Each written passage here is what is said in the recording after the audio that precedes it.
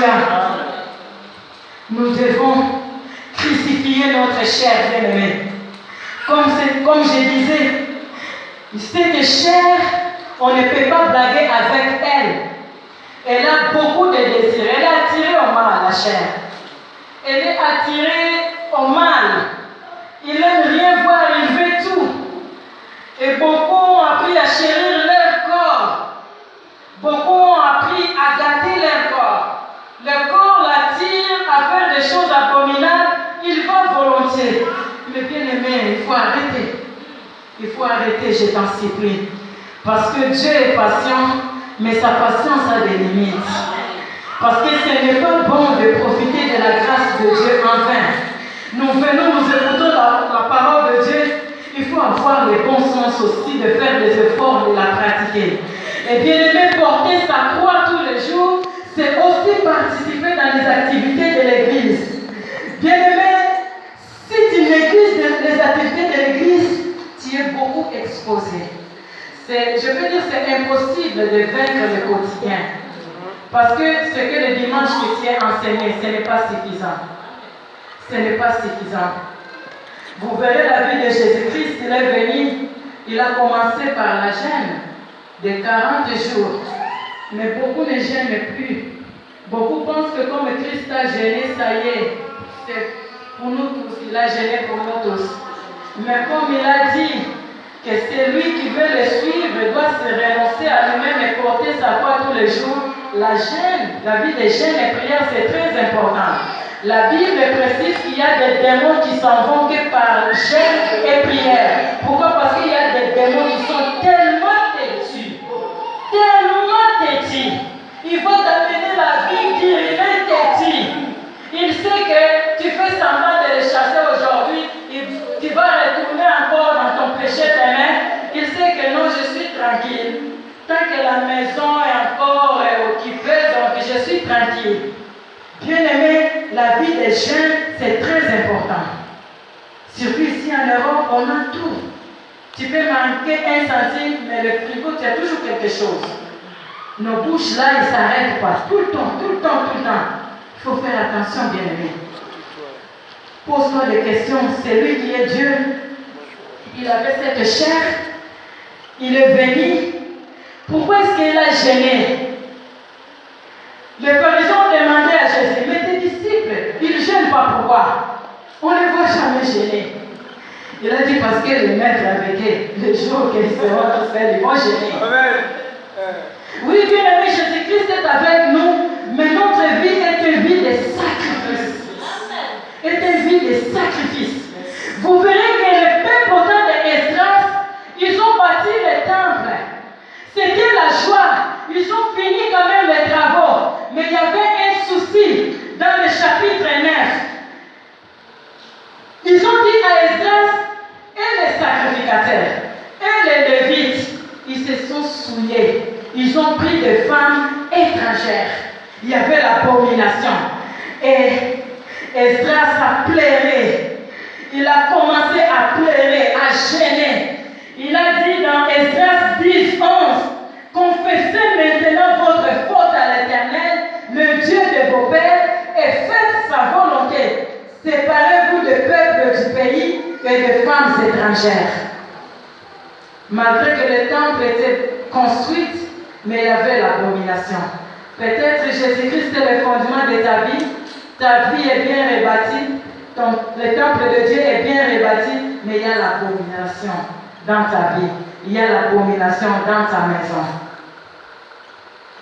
Le Seigneur te demande de confesser ta faute, de te séparer de toutes ces choses abominables. C'est ça qu'on appelle crucifier sa chair. Alléluia. Les parents qui ont des familles, il faut ramener vos enfants dans la parole de Dieu. C'est très important. Si vous voyez des sorciers, des francs-maçons, ils initient leurs enfants dès le bas âge. Et quand ils deviennent grands dans la sorcellerie, c'est un grand sorcier. Et pourquoi les enfants de Dieu, pourquoi vous négligez d'enseigner la parole de Dieu à vos enfants? Il faut les initier dans la parole de Dieu. C'est très important. Il faut rebâtir vos maisons. Alléluia. Même nos maisons, bien-aimés, même nos maisons, elles doivent contenir la gloire de Dieu. Elles doivent contenir l'atmosphère de Dieu. Elles doivent contenir la présence de Dieu. Parce que ce n'est pas une bénédiction. Tu prêches aux gens, ne bois pas de l'alcool, mais tu reçois les gens chez toi, tu les sers de l'alcool. C'est une contradiction. C'est un blasphème. C'est une malédiction. Il faut se séparer. Il faut se séparer de ces choses. Je vis beaucoup de gens être expulsés par leurs parents. Beaucoup de gens être reniés par leur propre famille parce qu'ils ont choisi Jésus-Christ. Ils ont dit, tu fais le choix entre nous ou ton Seigneur. Ils ont choisi Jésus. Ces gens furent expulsés de leur famille, répudiés. Ces gens furent maltraités, ils ont parti. Il faut la séparation. Il faut payer le prix. Lui-même, il avait laissé son trône. Il avait quitté son trône. Il a payé le prix pour nous sauver. Nous avons aussi des prix à payer. Amen, amen. Amen. Comment est-ce que l'état de ta vie, bien-aimé? Quel est l'état de ton âme? Quel est l'état de ton âme?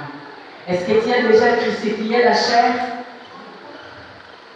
La Bible nous parle de fruits de la chair. On ne va pas l'enseigner parce qu'on a déjà appris cela beaucoup de fois. Ta conscience est le mieux placée pour te dire ce que tu fais là. Même avec sa douce voix, ton âme là, il te dit ce que tu fais là, ce n'est pas bon. Mais la chair, comme tu as laissé la chair te dominer, la chair bafoue la voix du Saint-Esprit. Il dit, ne t'en fais pas de lui. Il délire. Vas-y, fonce. Beaucoup de gens sont comme ça. Il dit, je vais m'amuser, je vais m'éclater, après je vais venir pour me repentir. Oui, des fois Dieu est compatissant, il peut te laisser faire comme ça. Aujourd'hui tu fais, demain tu fais, mais le danger est que si tu rencontres le Messie trop tard, c'est terrible. C'est terrible. C'est terrible. Nous allons conclure, bien aimé, dans les livres des Agés, parce que je sais que comme le Seigneur veut restaurer sa gloire dans sa vie, il faut prendre le temps vraiment de prier après la prédication. Nous allons terminer dans les livres des Agés, parce que c'est presque le même message. Nous allons lire Agés chapitre 1er, verset 3.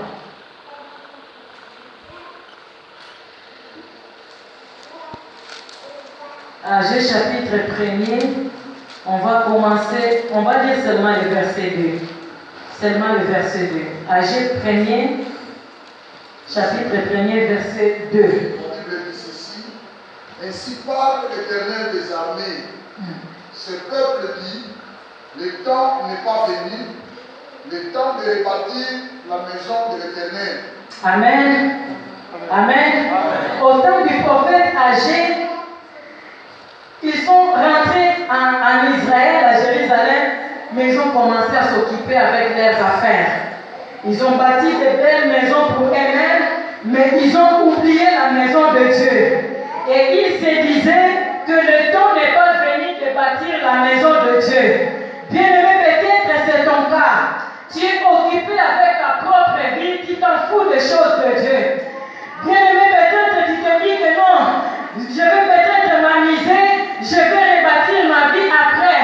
C'est comme ce peuple disait comme ça. Le temps n'est pas encore venu, le temps de rebâtir la maison de Dieu. Or, le Seigneur voulait remplir sa gloire dans ce temple-là. Parce que dans le livre des Agés, il y a une promesse très puissante accrochée. Souvent, nous prenons seulement cette promesse pour nous. Dans Agés 2:9, la gloire de cette dernière maison sera plus grande que la première. Souvent, on prend cette partie, mais on ne voit pas l'essentiel des choses. Oui, le Seigneur a une promesse pour toi, bien-aimé.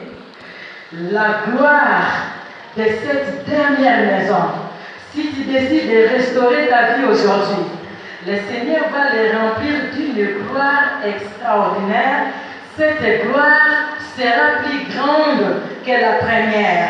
Mais dis-toi que le temps là, c'est maintenant, c'est aujourd'hui. La parole de Dieu nous dit dans Hébreux 3,15, aujourd'hui, si vous entendez sa voix, n'en dircissez pas vos cœurs. Donc ce temps-là, de bâtir cette maison, c'est maintenant. Amen. C'est maintenant. Le Seigneur vient remplir sa gloire dans ta vie. Il veut te restaurer, bien-aimé, mais il faut payer un prix. Il faut prendre la décision de sacrifier ta chair. Pourquoi tu ne viens pas dans les veillées de prière? Pourquoi le mercredi tu ne viens pas, bien-aimé? Cela ne coûte rien de tout. C'est pour ton bien. Alléluia. Pourquoi tu te laisses aller de cette façon? Ne suis pas cette chair. Ne suis pas les caprices de cette chair. Parce que cette chair, il sait qu'il ne sera pas dans le tribunal de Dieu. Il n'aura pas de compte à rendre à Dieu. Il est poussière, il retournera dans la poussière. Mais ton esprit, ton âme aura des comptes à rendre à Dieu.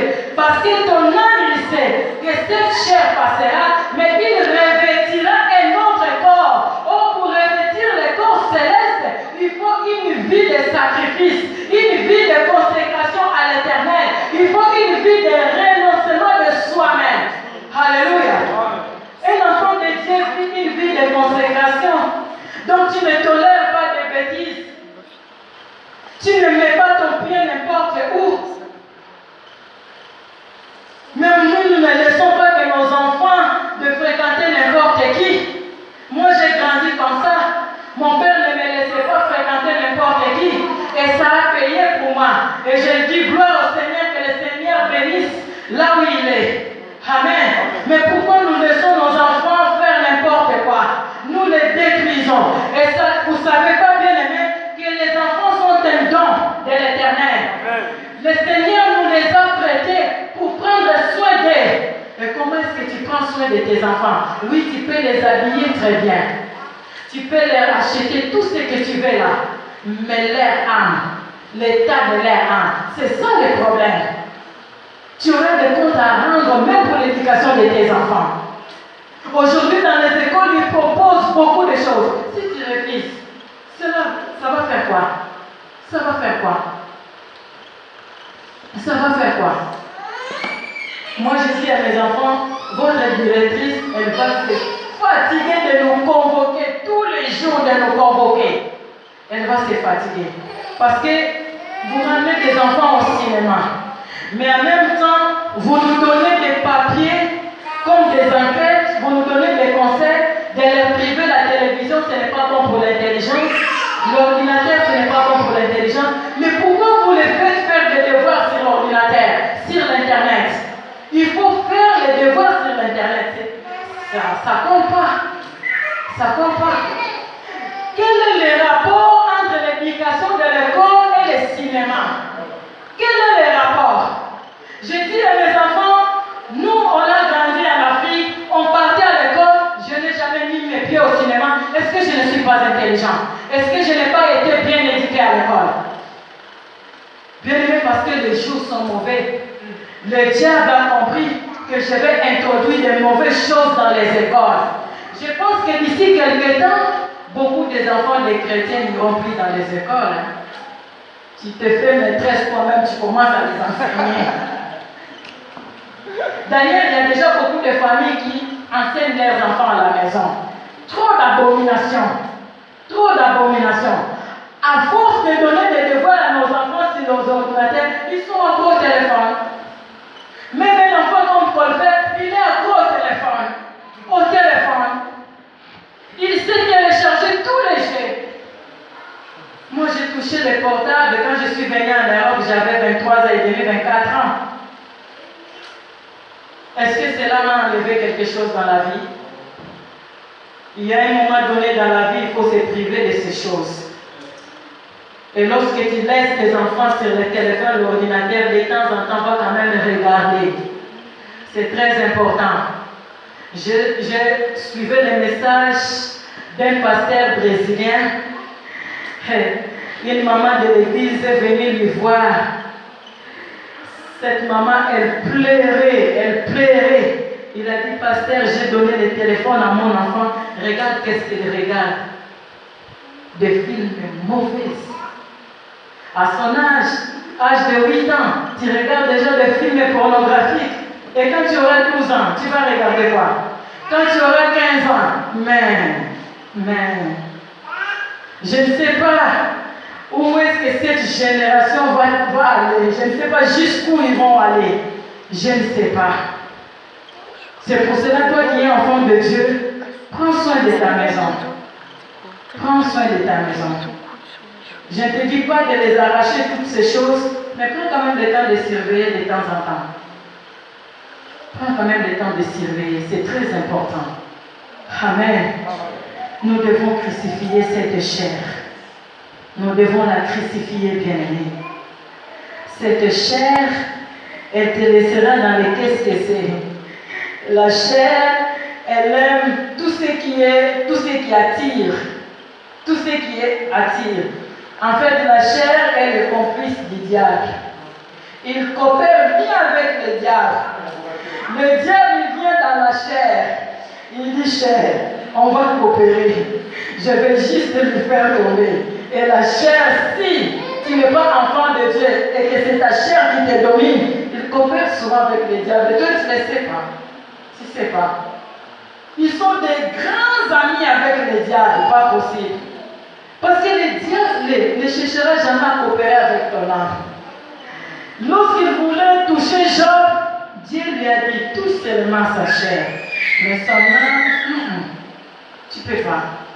Nous devons crucifier nos chairs. Bien-aimés,